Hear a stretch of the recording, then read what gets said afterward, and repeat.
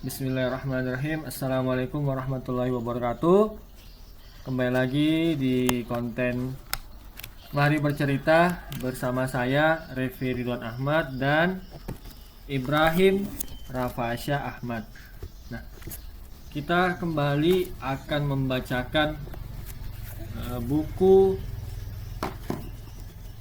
Anak Islam dengan judul Kisah-kisah Fantastis dalam Al-Quran, karya Yani Suryani dan kawan-kawan. Ya, ini buku pintar anak Islam.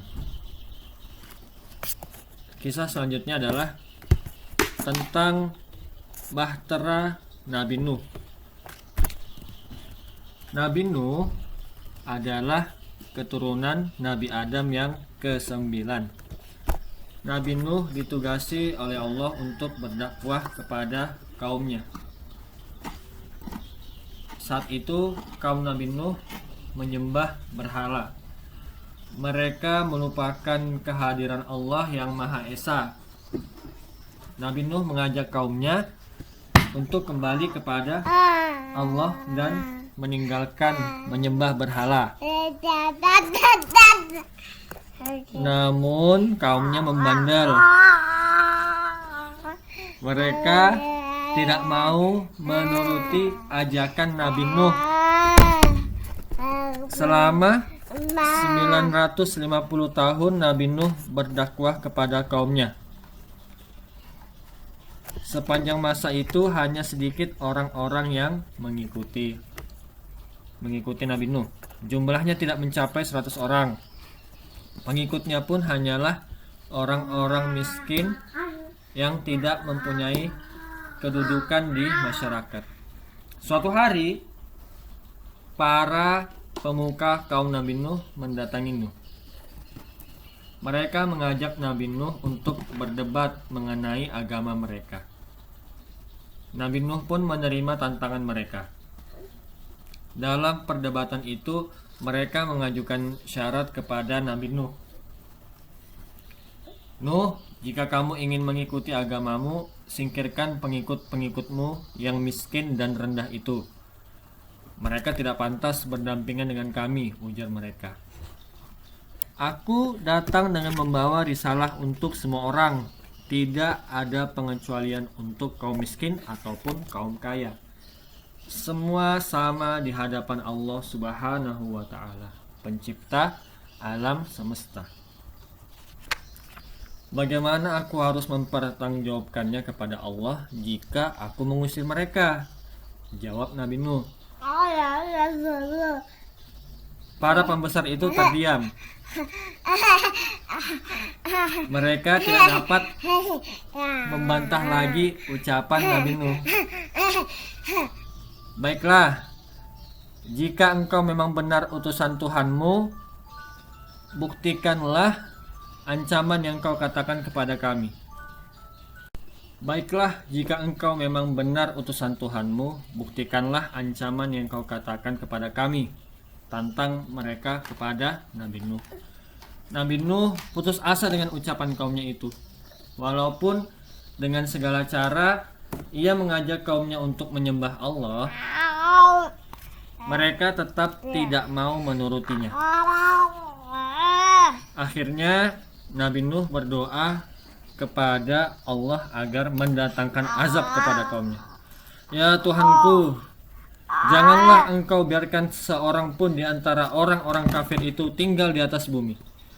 Sesungguhnya jika engkau biarkan mereka tinggal, niscaya mereka akan menyesatkan hamba-hambamu, dan mereka tidak akan melahirkan selain anak yang berbuat maksiat dan kafir.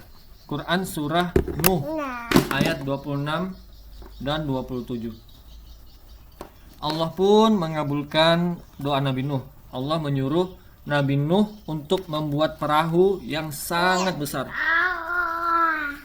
Nabi Nuh mulai mengumpulkan bahan-bahan untuk membuat perahu.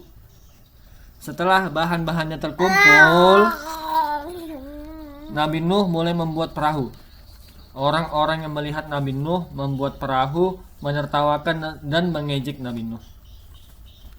Nuh, Sejak kapan engkau menjadi tukang kayu dan pembuat kapal? Hahaha, ejek mereka.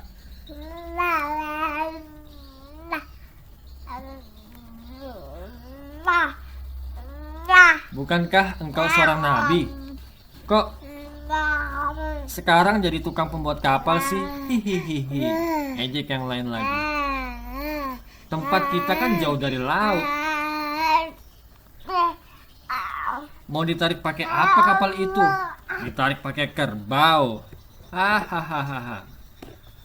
Tunggu saja bila tiba saatnya nanti. Jika kamu sekarang mengejekku, nanti akan tiba waktuku untuk mengejek kalian. Sebentar lagi azab Allah akan datang kepada kalian, jawab Nabi Nuh. Tetangga-tetangga Nabi Nuh terus mengejeknya. Nabi Nuh hanya tersenyum dan terus mengerjakan pekerjaannya. Ketika perahu telah selesai dibuat, Allah memerintahkan Nabi Nuh dan pengikutnya menaiki perahu itu. Allah pun meminta agar Nabi Nuh membawa setiap hewan dan tumbuhan sepasang-sepasang. Tak lama kemudian, turunlah hujan yang sangat lebat dari langit. Ternyata, dari dalam bumi pun memancar air yang sangat deras. Kampung Nabi Nuh dilanda banjir besar.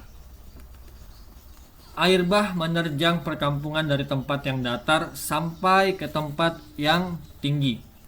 Bahkan bukit-bukit pun tertutupi air.